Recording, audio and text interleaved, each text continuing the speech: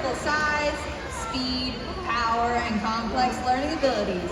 These behaviors keep our whales active and engaged. SeaWorld's killer whales have inspired guests all over the world to care about their natural environment, and we're excited to share their story with all of you here today.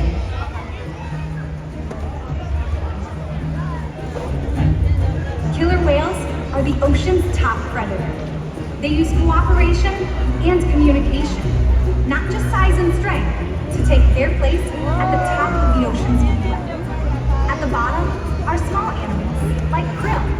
At the top, the apex predator, the killer whale.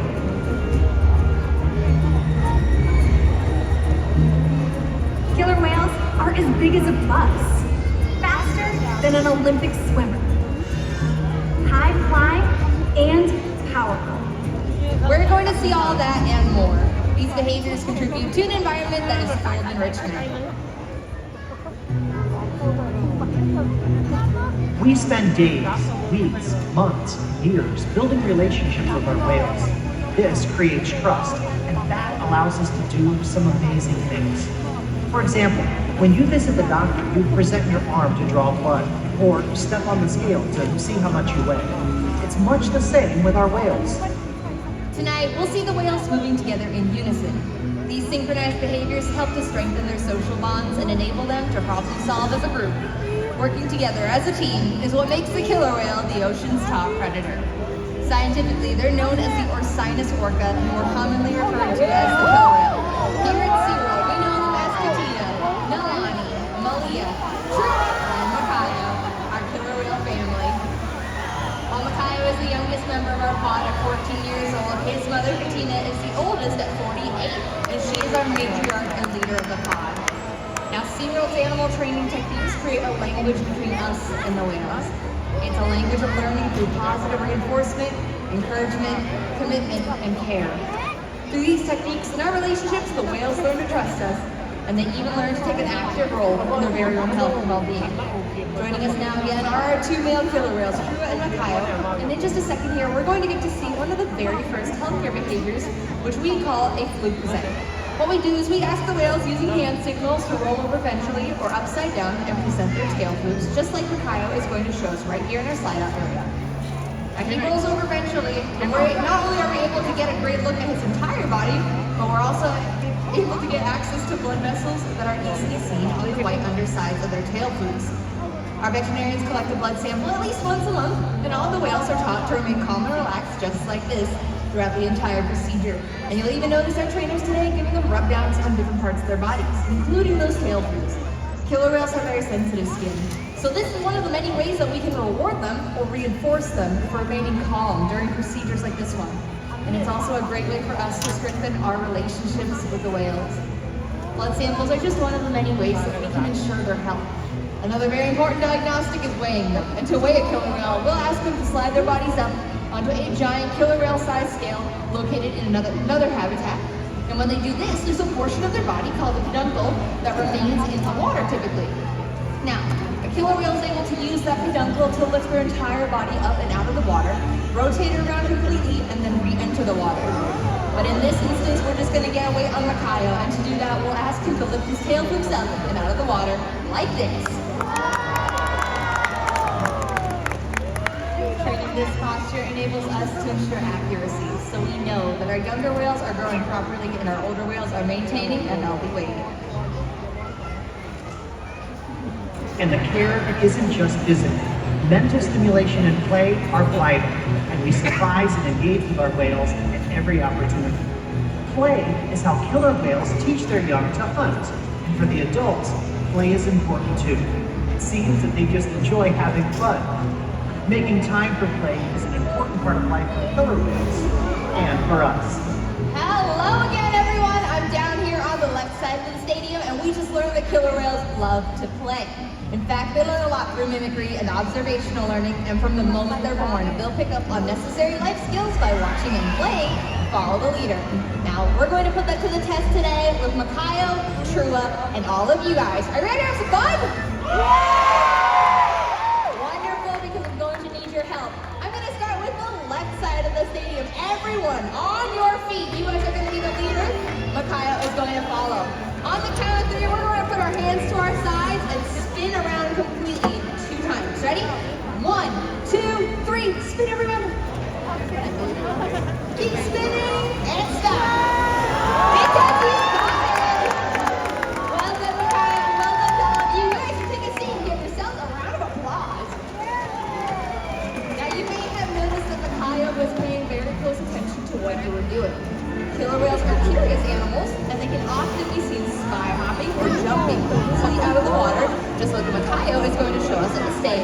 Let's give him a big cheer when he does. All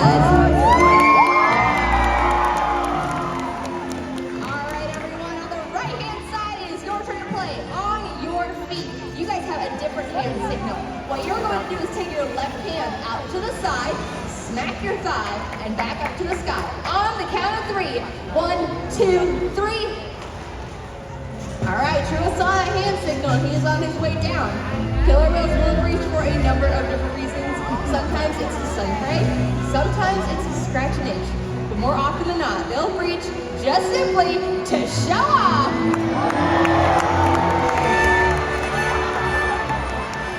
Welcome to the Sunstone, everyone. There's more of that game run. Let's give it up for Trua, Makaio, and all of you.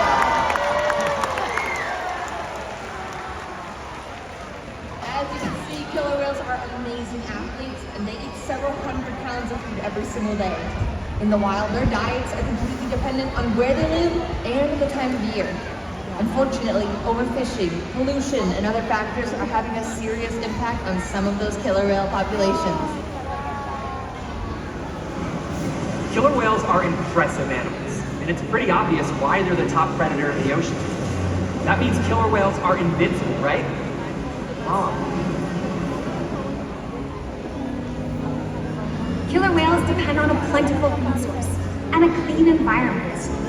They're completely dominant, yet completely dependent. When it comes down to it, killer whales are not the most powerful animal in the ocean.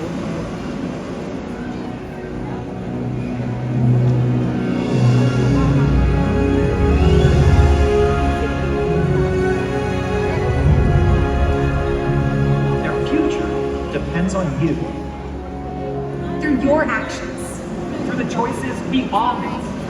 We hold the future of killer whales and the oceans in our hands. Killer whales continue to surprise and amaze us. They're the perfect ambassador for the ocean. Limitless, connected, powerful, but still vulnerable. The challenges that we face can seem insurmountable. Don't give up. Be inspired. The ocean needs our help, and that seems overwhelming. But together, we can make it happen. There's so much to learn. So much to protect. So much to explore. The killer whale story is still being written. And there are simple things we all can do to make a difference.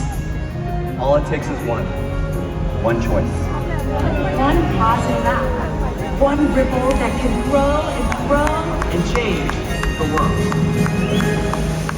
Together, we've got this.